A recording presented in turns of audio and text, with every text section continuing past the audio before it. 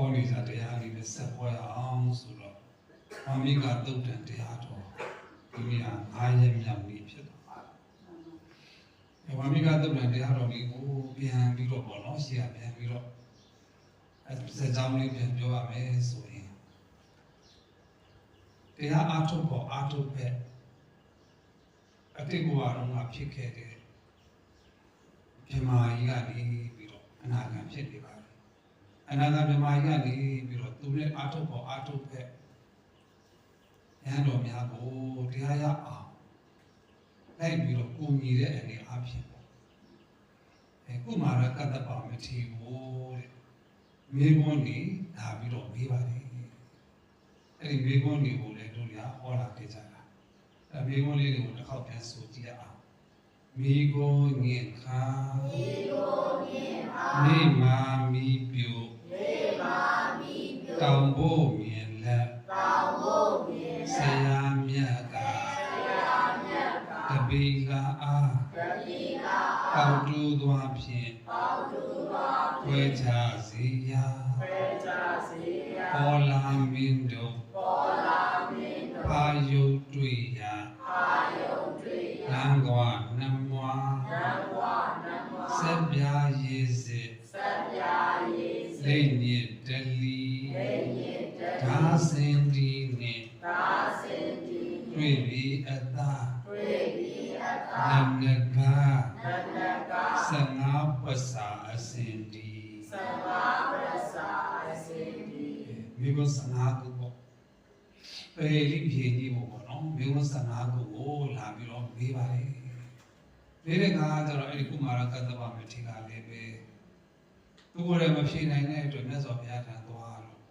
မြတ်စွာဘုရားကနေပြီးတော့အဲ့ဒီမေးဖို့နေအဖြေတွေကိုပြန်လဲဟောကြားပေးပါလေအဲ့ဒီတရားတော်ကိုနာပြီးတော့ကုမာရကတ္တဗမထေရဒီရဟန္တာဖြစ်သွားပါလေဒီနေ့တော့ဗာလေးကိုဟောရပါလေဆိုတော့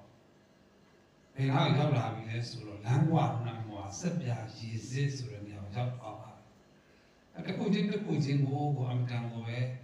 ဒီကမ္မထန်တွေဟာတပုတ်စီဖြစ်ပါတယ်ဘယ်တော့အစဉ်တိုင်းပဲသွားအောင်ဆိုတော့လမ်းကွာနမွာရောက်လာပါပြီလမ်းကွာနမွာဆိုတာဘာလဲဆိုတော့တွေတာပထောအိတံလမ်းကွာနမွာဆိုတဲ့အမိဒီဝိသိကိစ္စရာယုံမှမှုဝိသိကိစ္စ၏အတိဝဆနံအမိပါပေတည်းဝိသိကိစ္စရဲ့အမိပါဒါဘယ်လိုလဲဥပမာပေးလဲဆိုတော့ကုံတယ်ကြီးတယောက်ပေါ့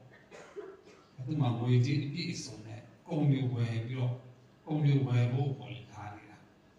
အဲသူ့ကိုနောက်ကနေပြီးတော့လည်းဓမ္မတွေကလိုက်လာတယ်လူစိုးတွေလိုက်လာတယ်အဲလာတော့သူကလည်းပြီးရတာပေါ့ပြင်းနဲ့ဒီမှာလမ်းမခွာရောက်လာအဲ့ဒီခါကျတော့သူကခြေတုံထားလို့ဖြစ်နေတာဘယ်ဘက်လမ်းကိုသွားရင်ကောင်းမလား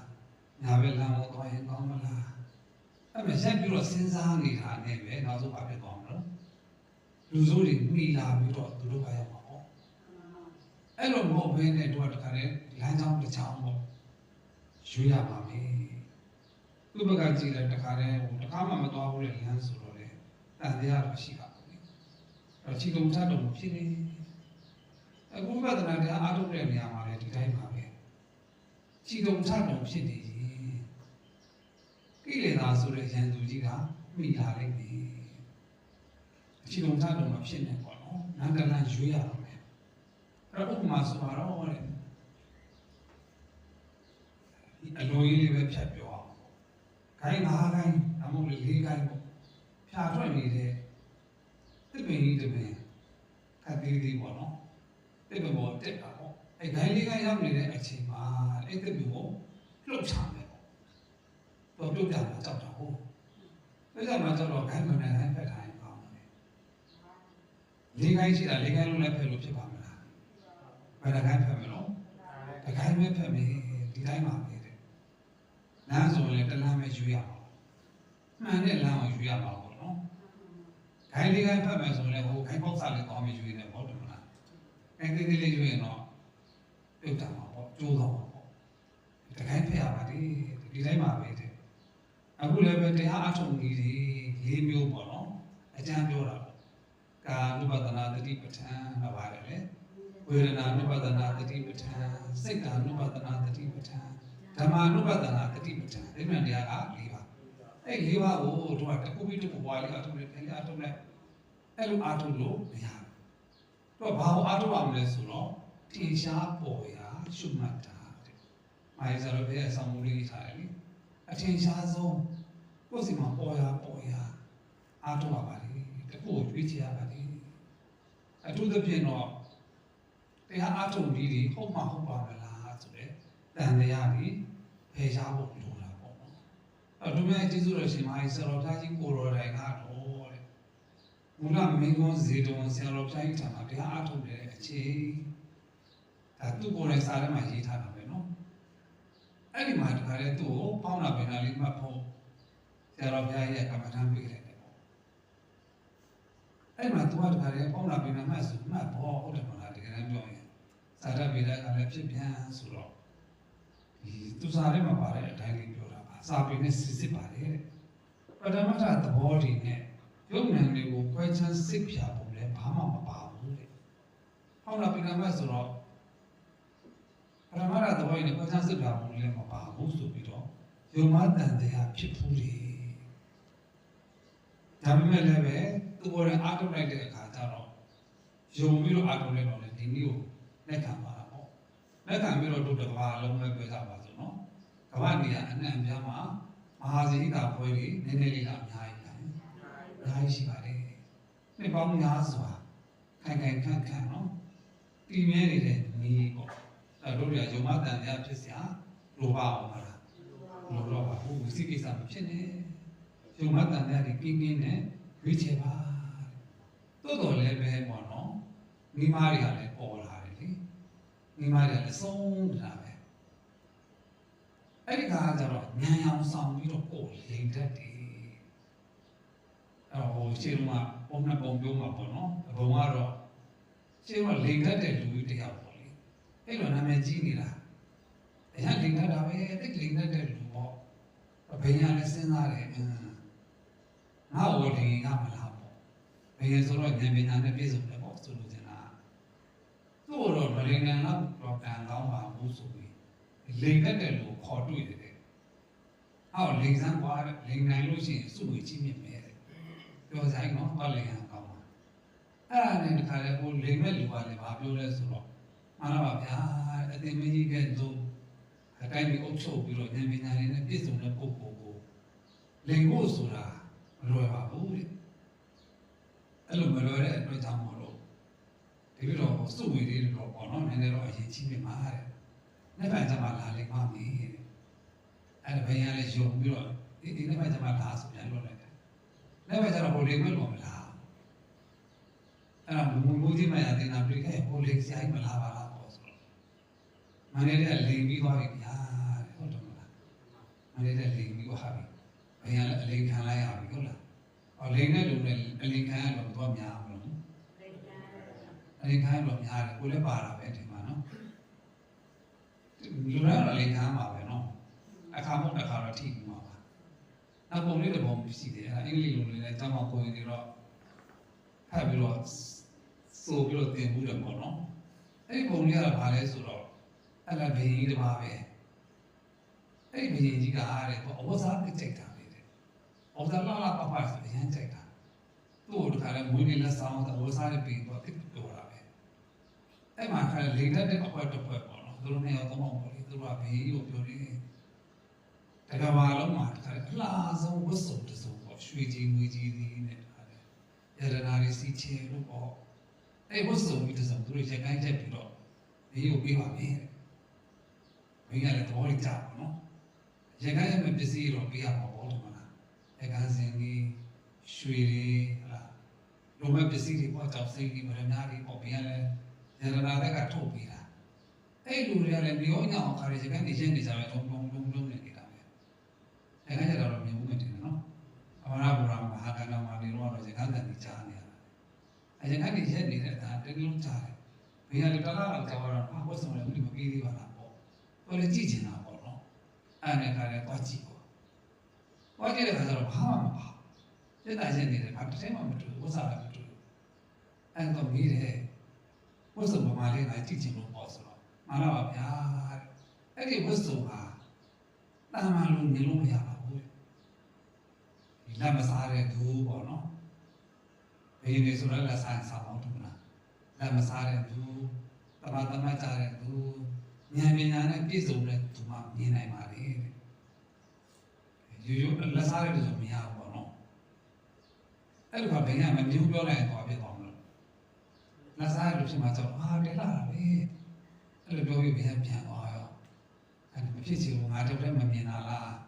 တကယ်မူကြီးမှတင်တာပြည့်တယ်မြင်သလားမသိဘူးခေါ်ရတာဘယ်တော့ခါ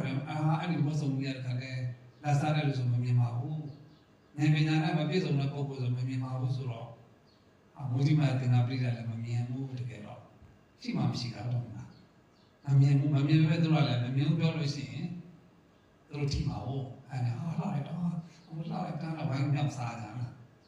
အဲ့လိုလည်းပဲတခါတည်းအခမ်းအနားကြီးမှမယ်ကြီးရောက်တော့ဟိုတိုင်းသူပြည်သားတွေလည်းဘုရားကြည့်ပဲစစ်တင်တာပြည့်တယ်တခါတည်းအမှန်တကယ်မှာဆိုတော့တော်လိုင်းကြီးလို့ပြောမှာပေါ့နော်အဲ့လိုအခမ်းအနားကြီးမှမယ်ဆိုတော့တခါတည်းဘေးရတခါတည်းအဲ့ကိုစုံမျိုးလို့ပေါ့ဟိုလူရလည်းတခါတည်းကိုပြီးတာတခြားခြားဘေးရလည်းဘလုံးချော့ပါလားဘလုံးဟိုစားရဲ့အကုန်ချော့ပြီးတော့သုံးစင်ပြီးတော့စားရဲ့ကိုပေါ့ဘယ်လိုခေါ်တော့မနိုင်မနေနဲ့တို့တော့လုပ်နေတာပဲအစီးပေါ်တက်စီးပေါ့နော်ဒီနေ့တိုင်းတိုင်းလေးလားကျန်တဲ့လူတွေလည်းလာစားတဲ့သူတွေမကောင်းတဲ့လူဖြစ်မှာဆိုတော့ဟိုလာလိုက်တာဝိုင်းညာကြတာပေါ့နော်ဘေးရလည်းခါတယ်စင်တော်ကြီးစီးပြီးတော့ခါတယ်အဲ့ကြည့်စားတော့အဲ့ကြည့်ပြီးဆိုတဲ့ခါကျတော့မှပဲအဲ့ပြိတ္တထဲမှာရှိတဲ့ခလေးလေးတယောက်ပါလေဘေးရတယ်နော်ငါတို့လိုပဲနော်တဲ့အင်းကြီးလည်းမထားဘူးအဲ့လိုပြောတော့မှဘေးဟာဆိုအဲ့လိုမသိပါဘူးပြည်စံဆိုဘယ်လိုချုံပြီးတော့နားတော့ပြန်သားဆိုပြန်ပြေးရတယ်ပြီးတော့မှအဲ့ဒီကလေးလေးကိုလေအမှန်တရားပြောတဲ့အတွက်အဲ့ဒီကလေးလေးကိုဟိုသူ့ပညာရှိအမှတ်ဖြစ်နေနားတော့မှအကြံပေးခံလိုက်တယ်မလိမ့်တတ်တာကလေးပဲရှိတယ်နော်သူကြည့်တယ်လိမ့်တတ်တယ်မှာများမှတင်တယ်နော်ဘာလို့လိမ့်တာလဲဆိုတော့အားနာလို့လည်းလိမ့်တတ်တယ်နော်အားနာလို့လိမ့်တာလည်းရှိတာပေါ့လေအဲ့တော့မလိမ့်တာတော့ကောင်းတာပေါ့လိမ့်ပြောတဲ့အကြောင်းလေးပြောရင်တော့ဘာနိုင်ငံမှာတော်တော်များတယ်နော်ဒါပေမဲ့နော်စဉ်းစားကြည့်တယ်လိမ့်မတိတိနဲ့ခံရတာလည်းရှိတယ်နော်ဘာလို့ခံရတော့ကြောက်လို့ပေါ့နော်ကြောက်လို့မပြောရဲလို့ခံရတာလည်းရှိတယ်ဗမာနိုင်ငံမှာတော့ဒီတုံမှုတာလေးဒီပေါ့နော်ကားတက်ခံခြင်းအောင်ဆောင်ပြီးလိမ့်တာလည်းရှိတယ်ကြောက်လို့တော့မသိဘူးနော်ကားတက်ချောင်းတော့သူတို့ကားရှိပြီးလဲချခံရမရဘူးအဲ့ဒါဟိုသူနာပြုဆရာမအစင်းဝါဆရာမကိုသွားပြီးတော့ကားမောင်းလာတော့အလေးခံတယ်တိုက်ချောင်းဆောင်ပြီးတော့ကားပေါ်ပြေးတက်ကြအောင်တန်ရအစစ်ပေါ်ပြီးလာတက်ဆိုတက်လိုက်ကြတာ၄ယောက်လို့ရှိတယ်မှာအစစ်ကိုတန်းခေါ်သွားတာခေါ်ပြီးတော့ဆက်တယ်ဘာရောမှမရှိဘာမှမထိလိုက်သူတို့တော့ပြန်တရားဆွဲမှာဖြစ်တယ်နောက်တော့ပစ္စည်းတွေချလာတာလေတတိထားတော့လမ်းမှာတောက်ရတယ်လေဒီမဲ့ကောက်ဖို့မကောက်နဲ့တော့ဟာရွှေပဲဖြစ်ဖြစ်ဘုံပဲဖြစ်ပြောတာခါရွှေလုံးကြီးကောက်ရတယ်လက်စွပ်တက်ကြီးပဲပုံစံသားလေးချက်သားတိုင်းဒီပေါ့နော်အဲ့ဒါယူပြီးတော့တုံးမြောက်တော့တူတူရပြီဆိုတော့တကယ်မှတော့လေပုံမှန်ရွှေတော့ရှိဒီမှာရွှေရောပတ်စံတော့ပုံပေးလိုက်တာဝိုက်ရမှာ၄ချက်သားတော့ဆိုတော့၄ချက်သားတော့ပေးမှာပေါ့သူ၄ချက်သားပါအောင်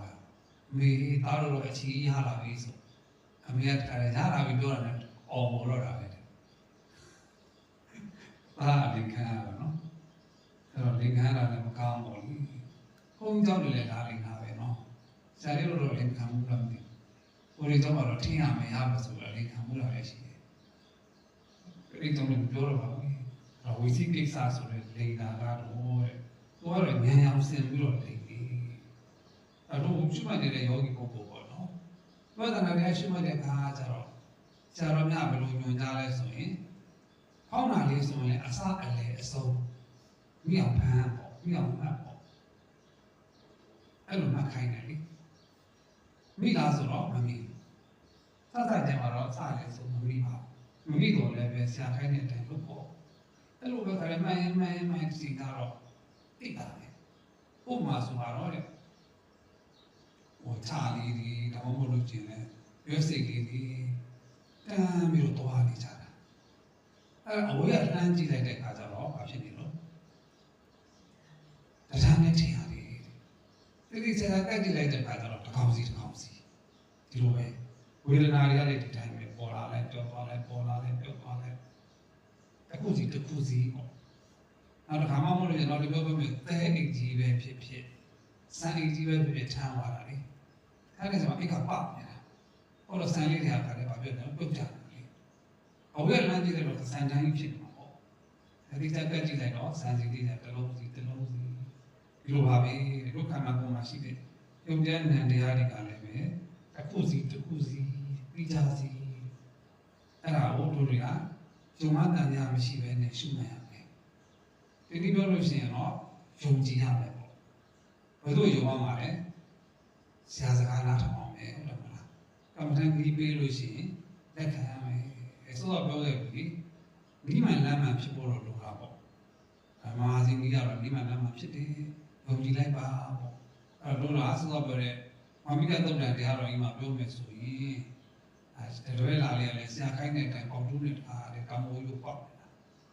တဲ့အခါကျတော့လမ်းမခွာတွေ့သွားပြီ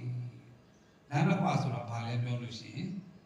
ဝိသိကိစ္စပါတဲ့ဆိုကြည့်လိုက်ပါလမ်းမခွာဆိုတာဘယ်ဟာလဲလမ်းမခွာဆိုတာဘယ်ဟာလဲဝိဗံစဉ်းစားယုံမှာပဲဝိဗံစဉ်းစားယုံမှာပဲလမ်းမခွာဆိုတာဘယ်ဟာလဲလမ်းမခွာဆိုတာဘယ်ဟာလဲဝိဗံစဉ်းစားယုံမှာပဲဝိဗံစဉ်းစားယုံမှာပဲအခုပြောလာတာဘယ်နှခုရောက်သွားပြီလဲဆိုတော့အမှတ်30ရောက်သွားပါတယ်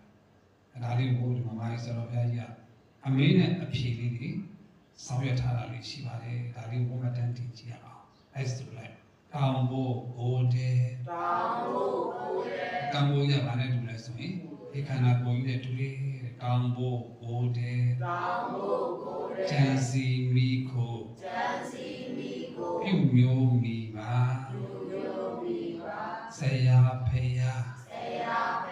တပိကမတ္တာယောဂီဒီဒါလေးကိုနည်းနည်းလေးပြန်ရှင်းပြရင်တောင်ဖို့ဆိုတာဒီခန္ဓာကိုယ်ကိုပြောပါလေအဲ့တောင်ဖို့ရဘာဖြစ်နေလဲဆိုရင်ညဆိုရင်မိဖို့တွေထွက်တယ်နေ့ဆိုရင်ဘာဖြစ်တော့မိတွေတောင်နေတယ်အဲ့တောင်ဖို့ကြီးကိုဆရာဖြစ်တဲ့ပုဂ္ဂိုလ်ကနေပြီးတော့ဆရာဆိုတာဘယ်လိုပြောရလဲဆိုတော့ဖရာပေါ့ဖရာကနေပြီးတော့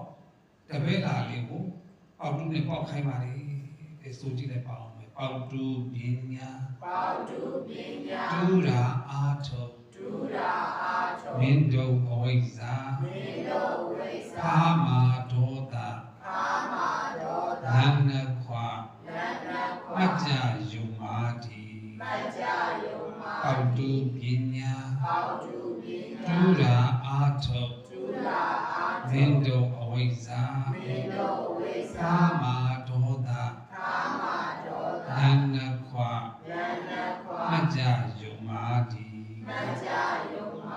ဝိဇိကိစ္စယုံမာတိပြီးသွားပါပြီနံပါတ်7နံပါတ်7ကတော့အတမိုးလေးကိုတမိုးကြီးကိုပြောအောင်တမိုးလေးကိုပေါ့နော်တူးရင်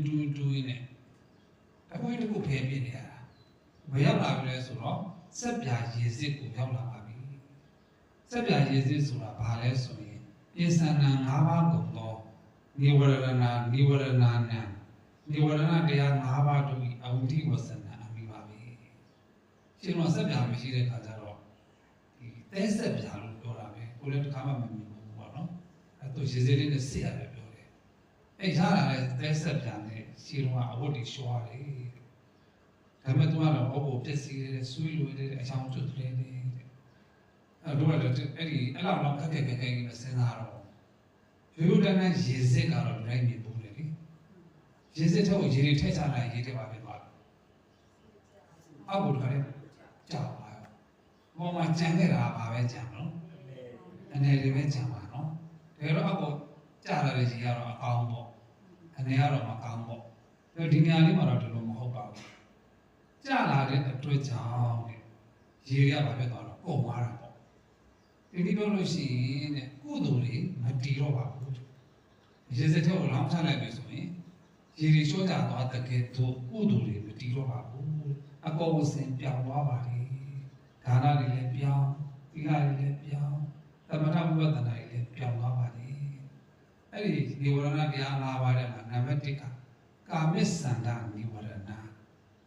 ကာမစ္ဆန္ဒဆိုတော့ကာမဂုဏ်အာယုံ၅ပါးပေါ့ဘာတွေလဲပြောလိုက်ရင်အစဉ်အတန်အနံ့အရတာအတွေ့အထိဉာဏ်တွေအတွေ့အထိပဲပေါ့နော်အဲ့ဒါတွေရှိနေရင်တရားအထုတ်လို့မရပါဘူးတရားအထုတ်လို့ဒါမှလည်းပဲတချို့ကယောက်ျားလေးတွေကများတော့ပြန်ပါကြိုက်တာနော်ဘလုံးပွဲတွေကြိုက်တာလေဆိုတော့ဘလုံးပွဲကြည့်ချင်တာလည်းမလားသေးဘူးပေါ့နော်အဲ့လိုမျိုးလည်းရှိနိုင်တယ်အမျိုးသမီးတော့ကိုရီးယားကကြိုက်တာလေဟုတ်လားရောင်းဝယ်ကိစ္စတွေပေါ့အာယသမီးတွေစီးပွားရေးပညာရေးတွေအဲ့ဒီကိစ္စတွေဆိုတဲ့ဒီဝရဏတရားဆိုတဲ့ရေစစ်ကြီးနဲ့စစ်ချလိုက်ရင်တဲ့ကို့မှာရှိတဲ့ကုသိုလ်တွေကဘာဖြစ်သွားမလို့ပါပါမယ်ကုသိုလ်တွေကိုတားမြစ်လိုက်တယ်အမာတိကုသိုလ်တွေလည်းမရဘူးလေပညာကုသိုလ်တွေလည်းမရဘူးလေဒီလိုနဲ့ပဲကဲတော့သူဒါတွေခဏဖယ်ပြီးတော့တရားအားထုတ်ပြီးပေါ့အားထုတ်ပြန်တဲ့အခါကျတော့လေဒီအားထုတ်နေစဉ်အတွင်းမှာအတွေးတွေလည်းပေါ်တတ်တယ်အတွေးတွေကဘာနဲ့တူလဲဆိုရင်ရေစစ်ကြီးနဲ့စစ်ချလိုက်တယ်လို့ပဲတဲ့အတွေးမယ်ဆိုရင်တကယ်တွေးမယ်ဆိုရင်နှမျိုးပဲတွေးမှာပါနော်ဒီကဘာတွေတွေးလဲဆိုတော့အများကြီးပြောကြတယ်လေတကယ်လို့မယ်ဆိုရင်နှမျိုးပဲပြောရမှာပေါ့တမျိုးကတော့ဘာလဲဆိုအတိတ်အကြောင်းတွေတွေးတာပေါ့စကားသားဆိုတော့အတိတ်အကြောင်းတွေးတယ်ပြန်ကန်ကြီးဆိုတော့ဘာတွေးလဲအနာဂတ်အကြောင်းတွေတွေးမယ်ပေါ့အတိတ်နဲ့အနာဂတ်နှမျိုးပဲတွေးကြတာပါပဲအဲ့လိုတွေးနေမယ်ဆိုရင်ဘယ်လိုဥပမာလေးပြီးလဲဆိုတော့ကုန်းပေါ်ရောက်နေတဲ့ငါးကလေးဒီငါးလေးတွေကောင်ဖမ်းပြီးကုန်းပေါ်တင်ထားတယ်ငါးလေးပါဖြစ်နေလို့အဖြစ်လူနေမှာပါအဲ့လိုပါပဲတဲ့ပါဠိတော်လေးရှိပါတယ်ဝါရီဇောဝါတလေးစိတ်တော်ဩမကောဩကမောကတော်ဥပ္ပေတော်ပရိဖန္တတိစိတ်ဓမ္မာရတိယံပဟာတဝီအားထားရတော့ခက်တယ်နော်အဲ့တော့ဘာလဲဆိုတော့ဩကမောကတော်ရည်ဒီဟူသောမိမိနေရာအိမ်မှာဩဘတော်ထုတ်အပ်ပြီးထုတ်ခတ်အပ်ပြီးဖြစ်၍တလေးကုတ်တဲ့နိုင်ခိတ်တော်ပြစ်တင်၍ထသောဝါရီဇောရင်း၌ပေါပွားရည်တော်ဝါငါသည်ပရိဖန္တတိဤဝါမိမိနေရာကိုအောင်ငယ်၍တဆွတ်တကုံကုံတုံးလေးပြီးတဲ့ကဲ့သို့ရေထဲမှာပြောတဲ့ရေနေငါးလေးကိုဖမ်းပြီးတော့ကိုယ်မှာတင်လိုက်လို့ရှိရင်အဲရေထဲမှာနေတဲ့ငါးလေးဟာ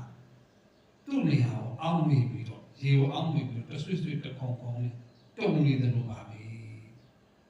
ဒီယောဂီများလည်းပဲကိလေသာနဲ့ဘယ်ကနေပြီးတော့လားစဉ်းစားအနာသာအတွေ့အထိဒီလောဘဒေါသမောဟတွေနဲ့နေရတာဟုတ်အဲ့နေရာကနေပြီးတော့ခရဲဘူးဝိပဿနာတရားကွယ်မှာထားလိုက်ပြီးဆိုရင်ဩနာတိကလွတ်အောင်ပေါ့နော်တကယ်လည်းပြောရင်တော့ကာမုန်နယ်ပယ်မှာနေမာနကျင့်နေမှာဩနာတိကမလွတ်ဘူးလေဩနာတိလွတ်အောင်လို့ဆိုပြီးတော့ခရဲတရားကြီးအားထုတ်ပြီးဆိုတော့ဒုက္ခဓမ္မသင်္ခါရတရားတွေဖြစ်ခြင်းသဘောတရားတွေကိုတကယ်ကြည့်မြင်ကြည့်ရမှာဒါပေမဲ့ကြည့်နိုင်မယ်နဲ့ဒုစိတ်တွေကဘာဖြစ်နေတော့ကာမဂုဏ်အာယုန်ဒီစီကိုတွားနေပါလေ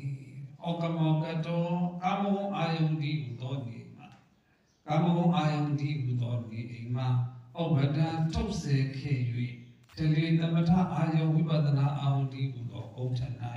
ခိတ္တံပြစ်တင်အတ္တိရှိသောဣဒံစိတ်တံဤစိတ်ကလေးသည်ပရိဖန္တတိမိမိနေအိမ်ကာမဂုဏ်အာယုန်ကိုအောက်နေ၍တဆွေဆွေခုံတုံးလို့၍နေလေ၏စိတ်ကလေးတခါလဲခုံနေတယ်အင်္ဂါပြုလေးတစ်ခုတော့ကြည့်ဘူးလေဂျပန်နိုင်ငံကမြန်မာမင်းသားလေဂျပန်မှာမွေးတဲ့မင်းသားသူ့နာမည်ဘာလဲတော့မသိတော့ဟမ်ဝဲဟုတ်တယ်သူကကြတော့ဘုရားပါခေါ်တယ်ရင်ခုံတယ်လို့တော့မပြောတော့စိတ်ခုံတယ်လို့ပြောတာလေစိတ်တွေခုံတယ်လို့ပြောတာဘုစိတ်တွေကတော့ပြတ်ပြတ်ခုံနေတယ်ဆိုတော့တို့ရဲ့စိတ်ကဘယ်ကိုခုံမလဲအတိတ်တွေစီခွာတာနော်ဘုရားမိတ်တဲ့ပြောသလိုပဲစိတ်ထွက်လာဆိုမထွက်ဘူးတဲ့ဒါခါလေအင်္ဂါသားအကြောင်းသမီးကြောင့်တော့စဉ်းစားမိဘူးလားစဉ်းစားမိတယ်တရားတစ်ခါတည်းဘယ်နှခါလောက်စဉ်းစားတော့ဆိုတော့5ခါ6ခါလောက်မတိတိကျကျပြောတာ5ခါတခါထွက်သွားလို့ရှိရင်နော်အားစီရောက်သမီးစီကဘယ်တော့ကြာလဲ7 minutes နော်တခါ7 minutes ဆိုတော့5ခါလည်းဆိုကုန်အောင်ဟိုပုံပြတော့ပြောဦးတယ်တနားကြီးဆိုတော့ကွာခဏလေးပါညံတာ အခုတော့ကောင်းလာမယ်နော်လို့တခါယူခဏလေးထင်ရအောင်အထုတ်ကောင်းတယ်ဆိုတော့လေဟုတ်ဘူးလေငါစိတ်ကူးပြန်လာတယ်ဒီလားတဲ့တခါကြီးတော့မလောက်တာတခါလေးစိတ်ကူးရင်ကြည့်နော်တော်တော်ကောင်းပါပဲနော်ဒါပေမဲ့တို့ရောမကြိုက်ဘူးပေါ့နော်တရားအထုတ်တော့မှတွေးရစိတ်တွေမကြိုက်ဘူးပေါ့မကြိုက်ပေမဲ့လည်းပဲစိတ်ကတော့ဖြစ်မှာနော်တွေးပါလေကဲတွေးရင်လည်းတွေးပြည့်စီပေါ့ဟုတ်တယ်ပါဒါလေးဆိုကြည့်လိုက်အောင်မယ်ရေ၌ပြောပါရေ၌ပြောပါရေနီငါရေနီငါကုန်းထက်တင်ထားတော့ကုန်းထက်တင်ထားတော့ရေမှာပြောနေတဲ့ငါလေးကိုကုန်းမှာတင်ထားလိုက်ပြီဆိုရင်ရေကိုတန်းတာရေကိုတန်းတာအောင်မိကြအောင်မိကြလူကြလွန်ကြသနောလူကြလွန်ကြသနောကာမဂုဏ်ပြောပါကာမဂုဏ်ပြောပါစိတ်ကိုကတရားဖွင့်မှာတင်ထားတော့တရားဖွင့်မှာတင်ထားအိမ်ကိုတန်းတာအိမ်ကိုတန်းတာအောင်မိကြလူကြလွန်ကြသနောလူကြလွန်ကြသနောဆရာတော်ဘုရားကြီးကစံမိုးလေးရေးတာတော့ဆိုလို့ကောင်းတယ်နော်တို့စိတ်တွေရတယ်လူကြလွန်ကြတယ်အဲ့တော့သောဘုရားမိုင်းပြောသလိုပဲဟုတ်လားအခါထွက်ရင်7မိနစ်9ကထွက်တော့ကုန်တော့ပေါ့နော်အဲ့ဒါကိုဒီစားလေးတစ်ခုမှတ်ဖူးတယ်သူကတဲ့ကျောင်းဆယ်လေးတို့ကတော့မဟုတ်ပါဘူးနော်ဆယ်လေးတို့ကတော့အသိကြီးဆိုတော့ကောင်းပါပါဟိုလိုခိုင်းပြောသလိုပဲဟာလေရောက်လာတာမကြတဲ့ပြင်ရတာလည်းအားလောက်ရှိနေတယ်ကုန်ကြစိတ်တွေများတယ်နော်အာရဖတ်ဆိုတော့လေကာတမိုးကြီးလေးသူ့ရဲ့အစိတ်ပိုင်းနေရတဲ့တမိုးကြီးလေးဖြစ်တယ်ကားစီရတာနဲ့ဆယ်လီနောတော့ကန်ကားမုံပါရှင်မဆရာတော်ဆိုအဲ့လိုပြောတယ်ကားပြန်တဲ့စိတ်ကပိုဆိုးတယ်နော်ဆိုတာအဲ့ဒါပါလို့လေအဲ့ကားတစ်စီးတဲ့အဲ့ကားလေးတဲ့တစ်စီးလုံးအတန်မီးနေတာပဲတဲ့နေရာနဲ့အတန်မီးတယ်တဲ့ဆိုကောင်းလားအဲ့ကောင်းတယ်ဒါမမီးတဲ့နေရာတနေရာတော့ရှိတယ်တဲ့အဲ့ဒါပဲနေရာလဲဆိုဟောတယ်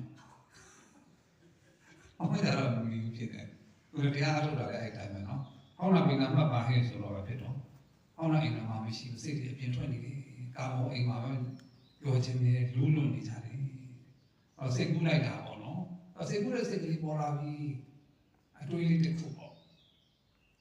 အဲ့ဒါကိုစိတ်ထွက်တယ်လို့လည်းပြောလို့ရတယ်တွေးတယ်လို့လည်းပြောတယ်လွင့်တယ်လို့လည်းပြောတယ်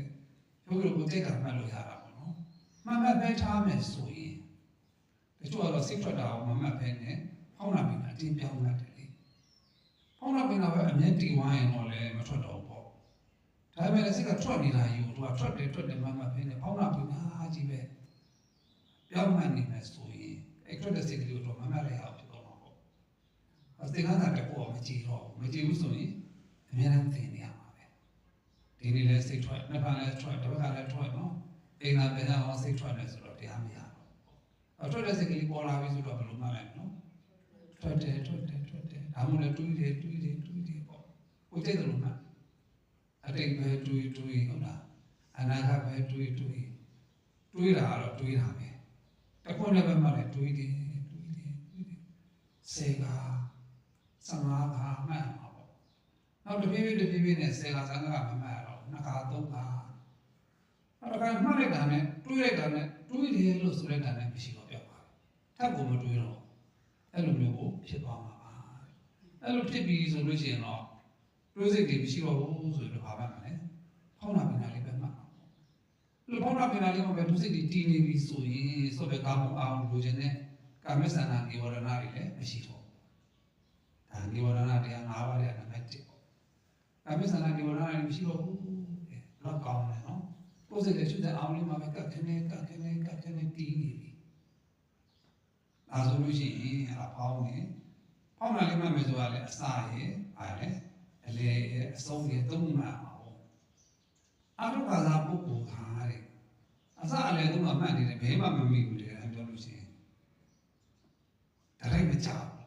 ဘူးဒီကမှအားရကောင်းလာပြီဆိုရင်ဘယ်ဘက်ဝင်ပြီလဲဆိုတော့အလေဘက်ဝင်ပြီပါလေဘယ်ဘက်ဝင်လို့အလေဘက်ဝင်အစာနဲ့အဆုံးမမိဘူးတချို့ကထင်တာအစာနဲ့အဆုံးမိတယ်ထင်တယ်ဒီတော့မဟုတ်အလေဘက်ဝင်ပြီအစရဲ့အဆုံးရဲ့အလဲဘယ်များရှိကြာတယ်အလဲကြာတာပေါ့သူအစဆိုတာဖတ်ကနေပြီးတော့မရှိတော့ အဆုံးဆိုတာလည်းဖတ်တဲ့ပြပါမရှိတော့အလဲပိုင်းပဲတင်နေတယ်အားတို့အားရကောင်းလာပြီဆိုလို့ရှိရင်အစပဲတင်တော့တယ်အစဆိုတော့စဖြစ်တာကိုသိသွားပြီပေါ့အကြောင်းတက်သွားတာအကြောင်းသိသွားတာနောက်ကြတော့မဟုတ်အစလည်းသိတယ်အလဲလည်းသိတယ်အဆုံးလည်းသိတယ်အဲ့လိုဖြစ်လာပြီတဖြည်းဖြည်းတက်လာမှာနော်ကြိုးစားရင်းနဲ့ပေါ့နောက်ကြတော့အစရဲ့အဆုံးရဲ့ပဲသိတော့တယ်အလဲမသိတော့မှလိုက်တယ်ကစားပေါ်တဲ့ကံနဲ့ရှိတော့ပြောပေါ်တဲ့ကံနဲ့ပြောဥရိယပြိုင်နေနာမည်၄လောက်ရပါနံပါတ်5လဲကြာရောအစလည်းမသိဘူးအလဲလည်းမသိဘူးအဆုံးမသိတော့တယ်အဆုံးဆိုတာဘာလို့အပြစ်ပေါ့ပြစ်တာပဲသိတော့တယ်ဒါယုံကြည်ဖို့လိုတာပေါ့နော်အဲ့လိုယုံကြည်ဖို့လို့အတွက်ပြောတာပါအဲ့လိုရှိမှတ်နေဆိုတော့ပြောတဲ့ဒီဝရဏတရားတွေကိုပေးပါလေသာသာကျတော့ကာမိစန္ဒဒီဝရဏအဲ့လိုလည်းပြောလိုက်ရင် exit ပေါ့နော်ဣန္ဒြိယရဲ့စိတ်တွေလုံးဝမရှိတော့ဘူးနံပါတ်2ကဗျာပါဒနိဝရဏစိတ်ပြည့်စိတ်ဆိုးတွေလည်းပယ်နိုင်မှာပါလိမ့်မယ်နံပါတ်3ကတော့ထိနာမိထထိုင်နိုင်ပြင်းမှုတွေလည်းပယ်နိုင်ပါလေထိုင်ပြင်းမှုကတော့တော်တော်ရတာရှိတယ်နော်မင်းတိုင်နဲ့ထောက်ခံနေတာပေါ့နော်မင်းတိုင်နဲ့ထောက်ခံနေတာအဲ့ဒါမို့လဲနော်ဟိုခရီးတဲ့ကမိမတို့ကိုမိဘူးလေပထမအရွယ်မှာပညာသင်ရမယ်ဘာတော့လဲပြောလို့ရှိရင်ဒုတိယအရွယ်မှာစီဝါရှာလွယ်အောင်လုပ်တယ်ဒုတိယအရွယ်မှာစီဝါရှာမယ်တဲ့မရှာလို့မရအောင်ရှာမှာနော်ရှာမှတတိယအရွယ်မှာဘာဖြစ်ဖို့လို့တရားအထုတ်ဖို့တဲ့အဲ့လိုဆိုတော့တဲ့ပထမအရွယ်မှာပညာရှာတာကလည်းတရားထုတ်ဖို့ဖြစ်နေလားတဲ့ဒုတိယအရွယ်မှာဥစ္စာရှာတာကလည်းတရားထုတ်ဖို့ဖြစ်နေအဲ့လိုဆိုတော့တရားပဲစားရရှာလိုက်မကောင်းဘူးလားကောင်းတော့ကောင်းတယ်နော်ဒါပေမဲ့ဒါမှအောင်ဆုံးမိုးကြော်ပါနော်မောင်ဆုံးမိုးကြော်မိမယ်ပေါ့နော်ငယ်ငယ်တော့အားထုတ်တာနဲ့ကလေးတော့9နဲ့6နဲ့သား9နဲ့10နဲ့တရားစားအားထုတ်တာအဲ့ဒီတော့အားထုတ်တာနဲ့7နဲ့73နဲ့အားထုတ်တာနဲ့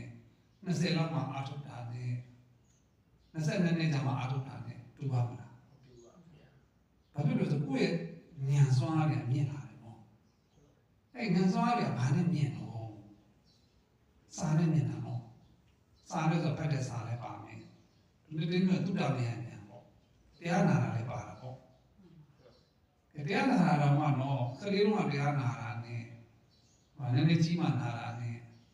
နည်းနည်းပိုကြီးမှနာတာနဲ့တူပါမလားတူနိုင်ဘူးပေါ့တချို့ပြောတယ်ကိုယ်ရတဲ့ဒီတိုင်းပါပဲအရင်ကစာတစ်ခုဖတ်ခဲ့တယ်သိနာမလဲဘူးနောက်တော့ကဘာလို့ပုံနာလဲခါတယ်ဦးကြတော့ပုံကိုနာလဲပါတယ်အဲ့လိုဖြစ်သွားတာဘိုးတော်ကလည်းမိုင်းစောတော်များကြီးရဲ့ပြစ္ဆတ်သမုပ္ပါတရားတော်ကြီးလေစာပြလောလောထူနာအုပ်ရှိတယ်လေအမှန်ပဲဒုတိယတွဲရှင်မောင်နေတော့ဖတ်တယ်ဖတ်ပြီးလို့ရှိရင်ပြန်ဟောချင်တာဖတ်တာဘုဖတ်တာကိုသိဖို့ချက်ကိုပြန်ဟောချင်လို့ဖတ်တာဘာလို့ဖတ်ပြန်ဟောလို့မရအဲ့လိုနဲ့ပဲနော်ဘုန်းကြီးဝါရီလည်းတော်တော်ရလာပြီဆိုတဲ့အချိန်ဒီကမင်္ဂလာတော်ဒီဘက်ကိုရောက်လာတဲ့အချိန်ပေါ့ဟာဖတ်တော်တော်နားလည်လာတာပြန်ဟောလို့ကောင်းသွားပြီအဲ့ရွှေမောင်ဆရာတော်ကိုရှောက်တယ်တော်တော်ကောင်းတဲ့စကားတော့လည်းမရှောက်တဲ့ပြောပါဆရာတော်ဗျာလို့တပည့်တော်လို့ရွှေမောင်ကနေတော့ပြစ္ဆတ်သမုပ္ပါတရားကိုဖတ်လိုက်တာလေးပြန်ဟောလို့လည်းမရဘူးလို့ဖတ်နေတာနားမလည်တာလို့အစီမကောင်းဖတ်ဘူးလေအခုမြန်မာတော့ရောက်တော့မှာလို့ဖတ်လိုက်တာပြန်ဟောလို့တော့ရပါရဲ့တရားဆိုတော့ဆရာတော်ဘာပြောလဲဆိုတော့လေဟောတဲ့ခုမှသာတော့လေအာယုံနေတာဟိုတဲ့မင်္ဂလာတော်ကြတော့အာယုံနေတာဟိုခုမှယောဂီတွေများတယ်လို့တင်များတာဟိုအာယုံနေတော့ပုံမှန်ပြီးသွားတာဖြစ်နေပြီတဲ့တော့ဘယ်တော့မှတိုင်လုံးလဲဆိုရင်ဘုရောမရှိတော့ပြစ္ဆတ်သမုပ္ပါကိုမာရီဆိုတော့ပဲပြစ္ဆတ်သမုပ္ပါကိုကာလာလေးပဲထည့်ပြီးတော့ပြီးနိုင်ထုတ်လာတယ်တမအရင်ကချိန်ထားတော့တော့မရှိတော့ကိုဗစ်တွေပါလည်းဖြစ်တော့ဘုံဘာခေါ်လဲပစ္စည်းချင်းနဲ့ဆုံးရှုံးနေတယ်ဖြစ်ဆရာတော်မဟာကြီးဆရာတော်ဘုရားကြီးဘာခေါ်လဲမိအတိုင်းပေါ့နော်ပြိဿသမုပ္ပါသင်္นานဆိုပြီးတော့တယ်လွတ်တဲ့နေတဲ့ကွာတော့ပြောတယ်ဒါပေမဲ့ဘယ်လိုပြောရမလဲပြိဿသမုပ္ပါတော့ဒါပါပဲနော်ဒီတရားတွေဒါပေမဲ့ဆရာတော်ကြီးချင်းကပ်ချင်းကန်ဒီပေါ့နော်အော်တော့ပေါ့ချင်းအဲ့တော့မတူဘူးပေါ့အပြောချင်တယ်လည်းဘာလဲပြောလို့ရှိရင်ပထမကမှာပညာသင်အမသိတဲ့တရားပဲအားထုတ်ဆိုတော့ဖြစ်ပါမလား မသိဘူးနော်မဒီကလေးတွေလေမသိဘူးတော့တော့ထူတာမသိတော့ထူတာဥစားအားလေ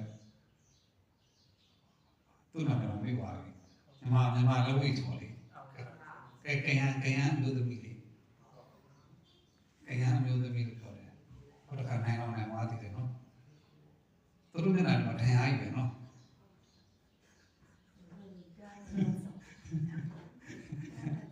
ဒီလိုနိုင်တော့သူချမ်းပြီးမှကြည့်ပါလားညလုံးမလည်းအမျိုးပြန်နေပါလိမ့်မယ်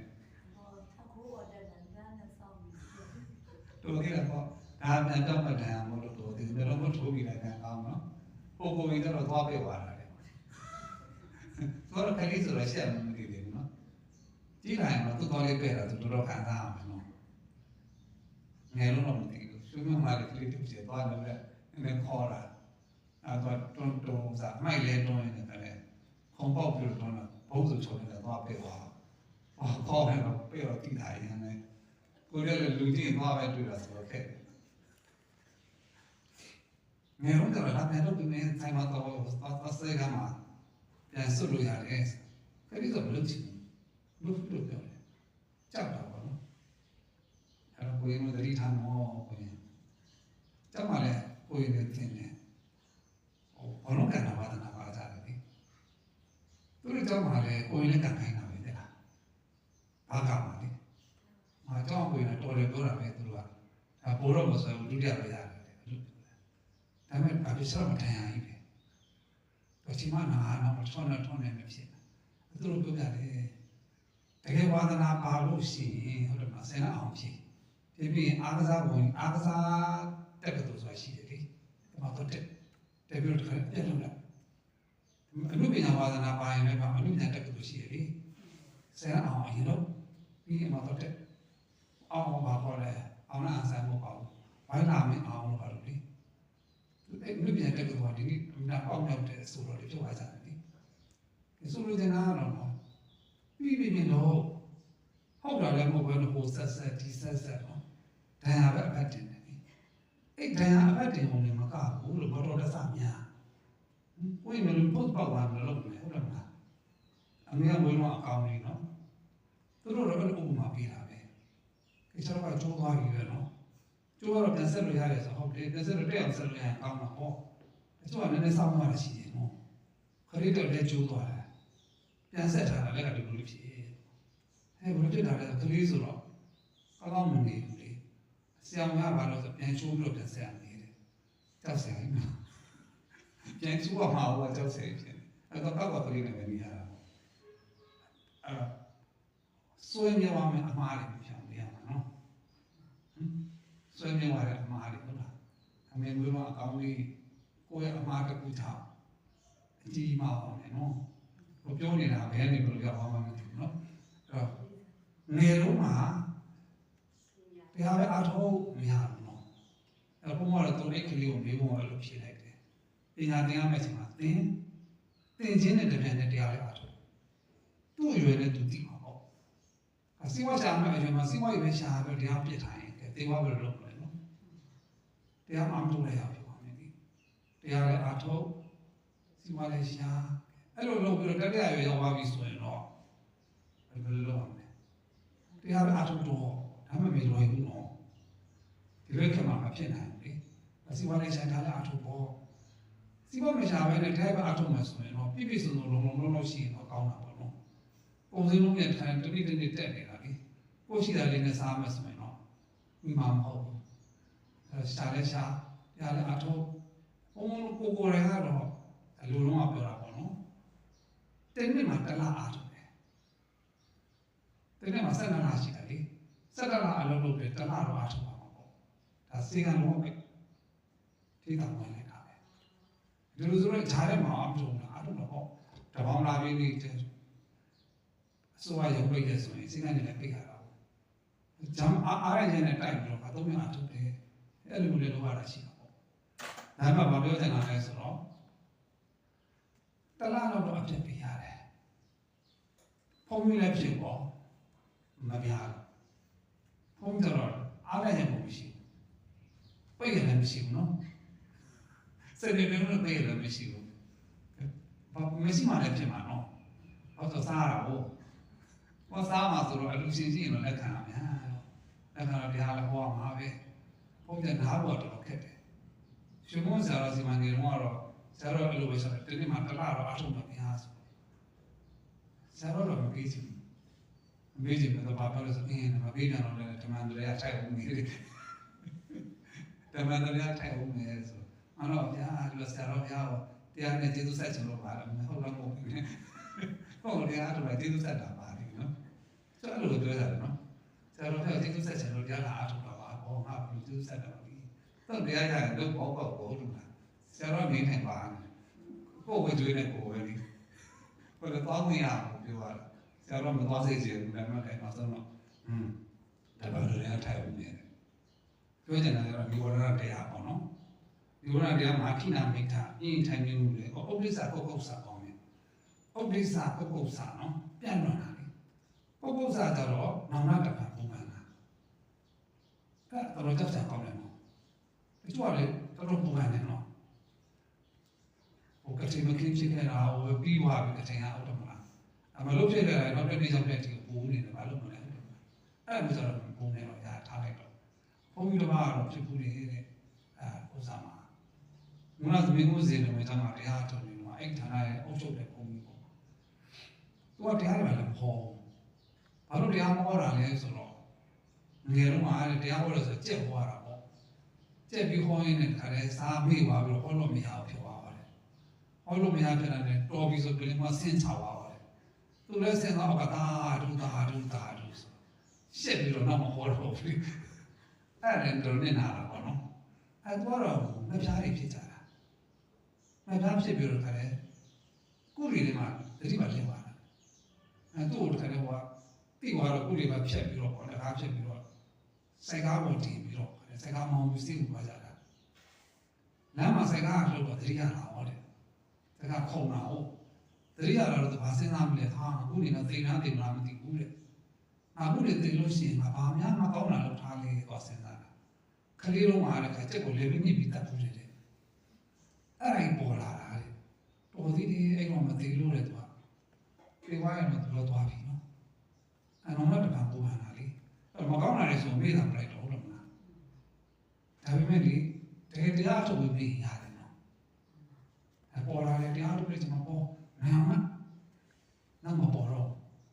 ပြစ္ဆုတ်ဘာကြာသွားတာပေါ့အဲ့ဒါမလို့ရှေ့ကိလေသာ6ပါးစီပါတယ်လေနောက်မှကြောင်းကြကင်းရပြီတဲ့အလေလဲတင်မစွဲလေအစီအင်းတမ်းပါပြီ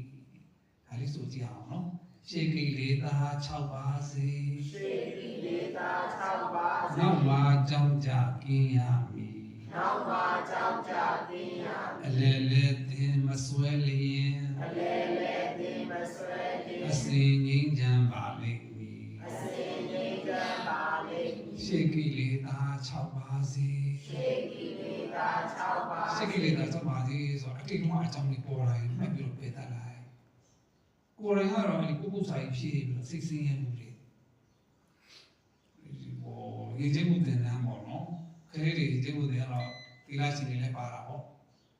ဟိုကိုယ်ကလေးတွေကိုစာတင်တဲ့ခါကျတော့ခလေးကလည်းဆရာကိုချစ်ကြတာပေါ့နော်ချစ်ကြတော့သူတို့ကကြိုင်ကြည့်ခြင်းဟာလားနဲ့တို့ကြည့်ခြင်းဟာလားနဲ့ဟိုမိန်းကလေးတွေကလည်းအဲ့ဒါသူတို့အတိဖက်တာကိုယ်မသိလိုက်ဘူးလေဘယ်တော့ခံရအောင်အခုစီတခါကာရလိုက်လားမကာရလိုက်ဘူးလားပုဂ္ဂိုလ်တန်မြားဖြစ်မကာရတော့မကာရဘူးပုဂ္ဂိုလ်ဟဲ့ဖက်ဖက်အော်နေတယ်ဒါမဲ့လည်းသူအတိဖက်တယ်လာကြိုင်ကြည့်တယ်လို့ဆိုမယ်စိတ်ချမှာအားတော့အနာလေးတိအမသိနေအောင်မသိဘူးအဲ့စိတ်ကြီးဖြစ်ပြီးတော့လေစားမနေတော့မရလို့ဖြစ်ပါတယ်အဲ့ဒီတရားလေးကိုနားလိုက်တာရှေ့ကိလေသာ6ပါးစီတော့မှအကြောင်းချกินရပြီအဲ့တော့မှတ်တာအမအားကောင်းလာတော့လေဒီဆိုစိတ်ဆင်းရဲနေတယ်မရှိဘူးရှေ့ကိလေသာ6ပါးစီပဲဆိုမယ်ရှေ့ကိလေသာ6ပါးစီရှေကိလေသာ6ပါးစီနောက်မှကြောင်းကြกินရပြီနောက်မှကြောင်းကြกินရပြီနောက်မှကြောင်းကြกินရမယ်ဆိုတော့အနာဂတ်ကိုတွေးပြီးပူတာပေါ့နော်အလေလဲတင်မစွဲလျင်အလေလဲတင်မစွဲလျင်အစဉ်ငိမ့်ချမ်းပါလိမ့်မည်အစဉ်ငိမ့် အလဲမှာလဲငါတို့ရဲ့ဒါမျိုးမှမရှိဘူးလေရုံနဲ့မရှိတာပေါ့အဲ့လိုသိသွားရင်ချမ်းသာပါလေနောက်တစ်ခုကတော့ဝစီကိစ္စဝစီကိစ္စဆိုတာဆိုတော့ပြောတယ်မှာပါသွားပြီယောဂီရဲ့တာဝန်လေးတွေပြောအောင်နံပါတ်1ယောဂီဒီသီလဝိတ္တုဖြစ်ရမယ်အားပြပါတော့သီလဝိတ္တုဆိုတာဘာမှလို့ပြောရင်ပြောမယ်စင်ကြယ်တယ်အဲ့တော့တို့ပြောင်းပြောကြည့်မယ်ကြည်တယ်ကြည်ကောင်းလားမကောင်းလားရေကြီးနေတယ်မြင်မှန်လေးကြီးနေတယ်ကြည်ထွန်းပေါက်ပြီးမြင်နိုင်တာပေါ့နောက်နေမမြင်ဘူးကြည်နေရမယ်ဒီကနေကြီးနေပြီဆိုရင်စိတ်တွေလည်းကြီးမယ်စိတ်ကြီးတာကိုဘာလို့ပြောမလို့စိတ်ဓာတ်ဝိတ္တုစိတ်စင်ကြယ်နေမယ်စိတ်စင်ကြယ်သွားပြီဆိုရှုတဲ့အာရုံတွေရှုလို့ရတယ်ကတ်ခနဲ့အခုမှလည်းပြောမယ်ဆိုရင်တဲ့မှာပိကယ်လေးကိုလုံးပြီးတော့ပေါ့နော်ပိကယ်တော့စားဘူးလေမှာပိကယ်လေးလုံးလို့နားပေါက်ထွက်လိုက်နားနဲ့ပိကယ်နဲ့ဘာဖြစ်နေလဲကဲနေမယ်နားနဲ့ကတ်နေမယ်ရှုတဲ့အာရုံရှုလို့ရတယ်ကတ်ခနဲ့လို့ဖြစ်လာမယ်ဒီမနေ့ကပဲပုံကြည့်လိုက်တော့ပိကယ်စားပြီးတော့မျိုးချမယ်ဆိုရင်မတော်စားတစ်ခါတလေမျိုးချတော့အရင်ကြည့်ပါဦးလေကြည့်ပါတယ်တဲ့အဲ့တော့မျိုးချင်လို့ဆိုပြီးတော့ပုံမျိုးမချနေတယ်ပိကယ်လုံးဖြစ်သွားတယ်တဲ့မှာအစာမချနိုင်ဘူးတဲ့ခွဲထုတ်ရမှာနော်ပိကယ်မစားတာလည်းကောင်းပါလေကဲနေတယ်သူတို့ဥမာပြီးတော့ရှွန့်နေပြီးတော့ဥမာတော့ပိကယ်ကဘုံကောင်းလာတာအော်ဒီဘိုးပြီးအားရကောင်းလာတဲ့ခါကျတော့တဲ့ဒိဋ္ဌိဝိတ္တုဆိုတော့စောတော့ပိကယ်မဟုတ်တော့နာမ်လေးကိုခဲလေးနဲ့ပေါက်လိုက်နာမ်နဲ့ခဲနဲ့ပါဖြစ်တယ်နော်တတ်စီကိုရနေတယ်လို့လေအဲ့ဒါဥမာတမျိုးထပ်ပြောမယ်နော်ကြောင်မြက်ရွယ်ဆိုတာကြည်နေတဲ့ကြောက်တမျိုးတဲ့အဲ့ကြည်နေတဲ့ကြောက်ထဲမှာပေါက်ကလေးတွေပါတယ်ဒိုးပေါက်ဒီအပေါက်ကလေးတွေထဲမှာကျိုးလေးတွေတည်ထားတယ်ကျိုးလေးတွေကအဝါရောင်ကျိုးလေးတွေအလီရောင်ကျိုးလေးတွေအပြာရောင်ကျိုးလေးတွေပေါ့အဲ့ကျိုးလေးတွေတည်ထားတာကိုဘိုးကတန်းကြည့်မယ်ဆိုရင်ကျိုးနဲ့ကြောင်နဲ့ရောနေပြီပိဿာကတိလိုက်ပြီဆိုရင်တော့အဝါရောင်ကျိုးအလီရောင်ကျိုးအပြာရောင်ကျိုးပေါ့ဝဲပါလေတော့ယောဂီပုဂ္ဂိုလ်ကဘယ်လိုဖြစ်သွားမလဲဆိုရင်ကြောက်သေးကိုကျိုးလေးကတိုးဝင်သွားတဲ့ကဲ့သို့ရှုတဲ့အာရုံလေးစီကိုရှုတဲ့ကလေးကကတ်ခနဲ့တည်နေတာကိုကိုယ်လည်းသိသွားပါလိမ့်မယ်ရှုတဲ့အာရုံရဲ့ရှုတိစိတ်ကလေးရဲ့ပေါ်ဝဲပြန်သိသွားပါလိမ့်မယ်ကြောက်သေးကိုကျိုးဝင်တာကိုသိတယ်လို့ဖောင်းတာလေးစီကိုဖောင်းစိတ်ကလေးကဖောင်းတိစိတ်ကလေးကပြေးကပ်လိုက်ပိန်တာလေးစီကိုပိန်တိစိတ်ကလေးကပြေးကပ်လိုက်ရှုတဲ့အာရုံလေးစီကိုစိတ်ကလေးကတခါတည်းဘာနဲ့မှတူလို့ကိုပြေးတီတော့မှတ်နေတယ်ကိုယ်ပဲတိတာပါလိမ့်မယ်ဆိုလို့တရားအောင်အာယုံစီကိုမဆိတ်ကလေးပြေးဝင်သွားတယ်လို့အဲ့ဒါလို့ဖြစ်လာပါလိမ့်မယ်ဆောင်းမကလည်းလွဲသွားတော့ပြန်ဆိုကြည့်မယ်ကြောက်တဲ့ကိုကျိုးဝင်တယ်လို့ဖောင်းနာပိန်နာလေးစီကိုမဆိတ်ကလေးကပြေးဝင်နေသည်ဖောင်းနာပိန်နာလေးစီပြေးဝင်တယ်ဆိုလို့ရှိရင်ဝေဒနာလေးပေါ်ပြီဆိုရင်ဝေဒနာလေးစီကိုစိတ်ကလေးပါလို့နော်ပြေးပြီးမှတ်နေတာတော့ဘာနဲ့တူလဲဆိုရင်ဥပမာပေးကြည့်ရတာပေါ့နော်ပင်ကူအိမ်မှာလေပင်ကူကသူ့နေရာမှာတုံးနေတယ်မဟုတ်လားအလဲမှာနေတယ်လေအကောင်လေးတော့မိသွားပြီဆိုတော့ပါလေသွားတယ်လေသွားပြီးတော့သူ့စီယူလာတာပေါ့အဲ့လိုပါပဲအာရုံလေးစီသူစိတ်ကလေးအာရုံရဲ့စိတ်ကတတ်စီဝဲပါလေအဲ့လိုဝဲပါပြီဆိုအိမ်ညာဘာလို့ပေါ့နာမရူပပရိစ္ဆေဒဉာဏ်ဒါပညာမရှိသေးတယ်နော်ပညာလေးဆိုတော့အထင်မသေးလိုက်ဘူးဟုတ်တော့မလားပညာလေးပဲရအောင်ကြိုးစားကြပါဦးပညာလေးတော့မရသေးဘူးဆိုရင်အဲ့ဒီပုဂ္ဂိုလ်ဒီငါပဲသူပဲပုဂ္ဂိုလ်တတ်တော်ရောက်တာမိမအတေကိုဒရနော်အဲ့လိုဆွဲနေလိမ့်မယ်အဲ့လိုဆွဲနေတဲ့ကာလပတ်တော့အဲ့ဒါတက္ကဟာတိတိလို့ခေါ်မှာပေါ့တက္ကဟာတိတိရှိနေအပေမကြနိုင်ဘူးလားဗျာကြားနိုင်တယ်ဒါအပေမကြအောင်အောက်ထစ်ဆုံးပေါ့နော်နံပါတ်1ဉာဏ်လေးကျုံနာကိုပိုင်းခြားတည်တဲ့ဉာဏ်လေးကြအောင်ကြိုးစားဖို့ပေါ့နော်ဒါလေးကိုဒီမှာပြောပါလိမ့်အဲ့တော့ဒီမှာအာတိတော့ဘာပဲဆွဲနေတယ်ဝါမိကတော့လည်းတရားတော်ကြီးမှာဟိုစက်တာရေစစ်စီကိုရောက်သွားပြီပေါ့နော်စက်တာရေစစ်ကျိုးလည်းတော့ဘာလို့မှာနော်ဖယ်ရှားပြရမယ်စက်တာရေစစ်ရှိနေကုသိုလ်လေးပါပဲနော်မတည်နိုင်တော့ဘူးတမာတိလည်းအခုပြတ်သွားပြီအဲ့တော့ဘာလဲဆိုတော့ဒီဝရဒတရားကလည်းပါတော့၅ပါးဆိုမှတော့နော်ခုနပါးလောက်ရှိတယ်နော်ဒီ 1ကကာမိသနာနိဝရဏယာဘာရနိဝရဏထိနာမိတ်တာဆိုတော့မှပဲတစ်ခုထောက်ခွဲလိုက်တယ်။ဥပ္ပစ္စပု္ပ္ပစာဝိသိကိစ္စဆိုတော့ဘယ်လိုမျိုးဖြစ်မှာ။ဘယ်လိုမျိုးဖြစ်မှာလဲနော်။အဲ့တော့ဒါမဲ့အားလုံးပေါင်းလိုက်တော့လည်း၅မျိုးပဲရှိပါတယ်။အဲဒီဝရဏတရား၅ပါးကိုသူကဘာလို့ရမှာနော်။အဲ့ဒါရမယ်။အစိုးကြည့်အောင်ယေဇစ်ဆိုရာဘေဟာလေ ယေစေဆိုတာဘေဟာလေ နိဝရဏတရား၅ပါးပဲ နိဝရဏတရား၅ပါးပဲ ယေဇစ်ဆိုရာဘေဟာလေ ယေစေဆိုတာဘေဟာလေ နိဝရဏတရား၅ပါးပဲ နိဝရဏတရား၅ပါးပဲ အဲ့တော့ဒီနားလေးမှာဘယ်လိုတရားသိအောင်ဆိုတော့ကိုရီးယားကတော့စုတောင်းခါတာလေးတို့လေရုပ်ခဲ့တယ်ဒါမဲ့လည်းသိတော့မကြိုက်ဘူးပေါ့နော်အဲ့ဒီတော့ရုပ်ရတာအတန်များလည်းဝင်သွားတာဆိုတော့ဒါမဲ့လည်းပဲစုတောင်းခါတာအားလုံးခုနှစ်ခုရှိတယ်ဘယ်လိုကြိုက်လို့ပေါ့နော်ဒါလေးကိုတော့နောက်ရကြမှာပဲခုနှစ်ခုလုံးကိုဒီနေ့40တာတော့ပေါ့လေဒါမှမဟုတ်တနားပြည့်နေပြီပေါ့မှာပေါ့ချဲ့ပြီးရှင်းပြပြီးတော့ခုနှစ်မျိုးလုံးပြန်ဟောပါမယ်အဲ့ဒီတစ်ကပြန်စမယ်ပေါ့နော်ဒီနေ့တော့ဗာပြီးပြောခြင်းလဲဆိုတော့ဒီနေ့ညတော့လည်းမူပလီလုပ်လိုက်တာသိစားတာမသိဘူးနော်10နိုင်နဲ့ဘယ်တော့မှမသိဘူးနော်အဲ့ဒီလုပ်တယ်ကိုယ်တော့မသိလိုက်ဘူးတခါဒီနေ့ကြီးမှာတော့တခါဘယ်လိုလုပ်တာလဲတဲ့အဲ့လိုပြောတော့တေးချောက်တာတဲ့တော်တယ်မနောက်ပြောတေးချောက်တာဆိုနောက်တော့မှနိုင်ငံလုပ်တာဖြစ်နေတာလေရန်ကုန်လည်းတော့ဝေးတယ်နော်9တက်မှာ9တောင်ရှိတယ်အဲ့ပါ7တော့ကျန်တယ်နော်ဘယ်အထက်ကနေလူတွေလည်းတနာပါလေရန်ကုန်မှာလည်းငယ်လို့ပြီးဟေးဆိုရင်လူတွေအကုန်လုံးအခါတယ်အိမ်ပေါ်မှာနေအောက်စင်အိတ်ကြတယ်လေဒုက္ခတော့ကြီးပါတယ်ဘာမှလည်းဟိုကားတဲ့တရားတော့တစ်ခါမှမတွေ့သေးဘူးမတွေ့သေးဘူးဆိုတော့ဒီနေ့လည်းတွေ့လာမှာပေါ့လေလို့ဆိုတော့သူကဘာလေးခေါ်ချင်တာလဲဆိုတော့အမြဲတမ်းဆူတောင်းနေကြတာဒါလေးပေါ့နော်အဲ့ဒါလေးကတိပိကတရာဆရာတော်ဘုရားကြီးရဲ့ကျမ်းပြီးမိကုံးပေါ့နော်ဒီကျမ်းပြီးမိကုံးဘာကျမ်းလဲဆိုတော့မဟာဗုဒ္ဓရဲ့ကျမ်းပြီးမိကုံးမှာပါတဲ့ကာတာမှာပေါ့ဒါလေးကိုဆူတောင်းပြီးတော့တကယ်ပဲတိုင်းနိုင်ငံတော်မှာလည်းဖြစ်စေချင်လို့ပါပါတယ်ဒါလေးဆိုကြည့်တဲ့ပြုပြမယ်အားလုံးဒါလေးခေါ်အောင်ပေါ့နော်စေရတိတသုတ္တဓမ္မောဓမေဟွန်တုတ္တကာရဝါသဗ္ဗေပိတ္တကာလိနာသမာဓိဝဘဝတတုတတမောပရိယပရိပပရိဝေရဟုတတမခေါ်တွင်တတမတွင်ခေါ်သာသနာတော်3ရက်သည်စီရန်နှင့်9000များများရှိကြအခါကာလပါလုံးဒိဋ္ဌတုဝိဒန္တာဝါဒီဓမ္မတိပဲဉာဏ်စီဝေရှွန်းနေစေဝန်တို့တီတွန်းထောက်ပံ့ပါသည်တီတွန်းတောက်ပါစေတည်းတပေပြီးကျွတ်မဲ့ဩသောအလုံးစုံလည်းဖြစ်ကုန်သောတတ္ထာလူမဗြဟ္မာတတ္တဝါတို့သည်ဓမေရှင်သောဖရာဟောမကြားသည့်တရားတော်၌တာဂရဝါကိုယ်ဝရာစစ်ဧကံဖြစ်ဟု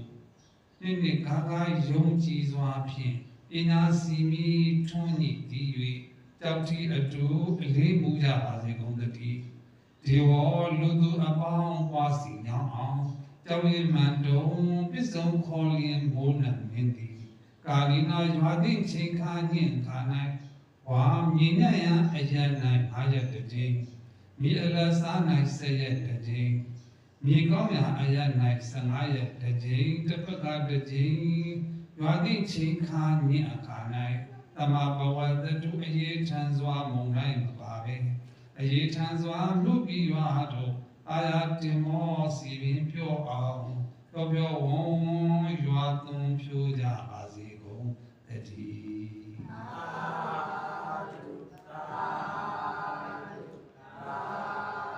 ဒါယခိန်သူဘောရာနာသူရာဇာနောတတိဝိမံရာဇာရခတုဒေမီနာအတနောဝပဇံပဇံဘောရာနာရှိအထက်ကျော်အခါတော်ကတေဇောထွန်းသည့်ဘုံရောင်လိကြကုန်သောသူရာဇာနောမဟာသမရာဤသို့သာသာရှိမင်းကောင်းတို့သည်ပဇံတိုင်းသာပြည်သူဘိုလ်လူအပေါင်းကိုဓမ္မိနာရာဇရံစေပါမင်းခြင်းတရားဖြင့်ရခေသူယထာမိဘအရာတီနေကအဖြစ်သစ္စာမလေးယမန်ငိအောင်ထင်းထင်းဆောက်ရှောက်တဲ့သူတဲ့ဒီဘုထုတဲ့မင်းဟာတိုင်းသာပြည်သူတွေပေါ်မှာတဲ့မိဘအရာတီပြီးတော့ဆောက်ရှောက်တဲ့သူရခေသူမိဘအရာတီနေကအဖြစ်သစ္စာမလေးယမန်ငိအောင်ထင်းထင်းဆောက်ရှောက်တဲ့သူတ တိဝဖျားအလောင်းရှိမင်းကောင်းတို့နှင့်အတူသာလည်းရာဇာနှလုံးဉာဏ်ဤလက်ယုံဤဖြင့်ဉာဏ်ပြည်ထောင်စုစိုးမိုးပြုသာသမုဒ္ိနမင်းသမုဒ္ိနထုံမင်းမြတ်သည်ဣမံပဇံမေတ္တာချီးနှောင်းညီနှင့်နောင်ဖို့ပြည်တော်စုသားဤလူအများကိုကိုင်နာပြည်သူများကိုဓမ္မိနာရာဇရံစေဘာမင်းကျင်တရားဖြင့်အတ္တနောဝဗတ္တနောပဇံဤဝယေမပေါဖွာမိမိရဲ့သားကဲ့သို့ရခတုမေတ္တာကရုဏာဖြန့်ကြည်ကားဖြင့်တရားစောနိုးပြမစုဘုတ်ကိုဆွေဖြိုသွန်အားတိုက်ရတာအောင်ပညာဝန်တောက်တကွန်ဆောက်၍စောင့်ရှောက်ချီးပင်နိုင်ကြပါစေကုန်သတည်း